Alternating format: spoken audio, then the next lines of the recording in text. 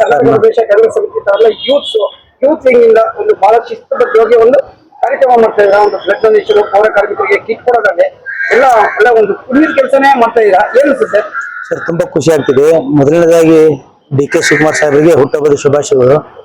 ಈಗೇನು ಸಾಹೇಬರು ಸ್ವಚ್ಛ ಬೆಂಗಳೂರು ಬೃಹತ್ ಬೆಂಗಳೂರನ್ನ ಮಾಡ್ತಿದ್ದಾರೆ, ಬ್ಯಾನರ್ ಹಾಕದೇ ಮುಖಾಂತರ ಈ ಬರ್ತ್ಡೇ ಸೆಲೆಬ್ರೇಷನ್ ಮಾಡತ್ತೀವಿ.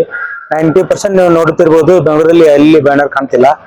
ಅದೇ ಹಣದಿಂದ ನಾವು HS ಮಂಜುನಾಥ್ ಗೌಡ ಅವ್ರ ನೇತೃತ್ವದಲ್ಲಿ ರಕ್ತದಾನ ಶಿಬಿರ ಆಗಿರ್ಬೋದು, ಪೌರ ಕಾರ್ಮಿಕರಿಗೆ ಮತ್ತು ಆಟೋ ಚಾಲಕರಿಗೆ ಸಾವಿರಾರು ಜನಕ್ಕೆ ರೇಷನ್ ವಿತರಣೆ ಮಾಡುವ ಮೂಲಕ ನಾವು ಬರ್ತ್ಡೇನ ಸೆಲೆಬ್ರೇಷನ್ ಮಾಡ್ತಿದ್ದೀವಿ. ನೀವೇನಾಗಿದೆ ನಿಮ್ಮ ಹೆಸರು? ಕಿಶೋರ್ ಸಿರ್ಸಿಂಗಿ ಅಂತಂದ, ನಾ ಧಾರವಾಡ ಜಿಲ್ಲಾ ಕಾರ್ಯದರ್ಶಿಯಾಗಿ ವರ್ಕ್ ಮಾಡ್ತಿದ್ದೀನಿ. ನನ್ನ ತಂದೆಯವರು ಕೂಡ 1988ರಲ್ಲಿ ಯೂತ್ ಕಾಂಗ್ರೆಸ್ ಅಧ್ಯಕ್ಷರಾಗಿದ್ದರು.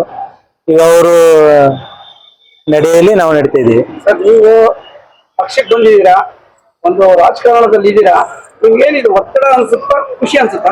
ಖುಷಿ ಅನಿಸ್ತದೆ ಸರ್. ಈಗಿಂದ ಸಮಾಜ ನೋಡಿದ್ರೆ ಬೇರೆ ತರ ಹೊಂಟಿದ್ದಾರೆ. ನಮ್ಮ ಸೋಷಿಯಲ್ ವರ್ಕಿಂಗ್ ಮಾಡುವ ಮೂಲಕ ಖುಷಿ ಆಗ್ತಿದೆ. ಜನರಿಗೆ ಸಹಾಯ ಮಾಡ್ತಿರಾಗ್ಬೋದು, ಖುಷಿ ಆಗ್ತಿದೆ ಸರ್. ಸರ್, ರಾಜಕೀಯ ಪಕ್ಷ ಸಂಘಟನೆ ಒತ್ತಡ, ಈ ಒತ್ತಡದ ಮಧ್ಯದಲ್ಲೂ ಈ ತರ ಒಳ್ಳೊಳ್ಳೆ ಕೆಲಸಗಳು ಮಾಡ್ತಾ ಇದ್ದಾರಾ, ಏನನ್ಸುತ್ತೆ?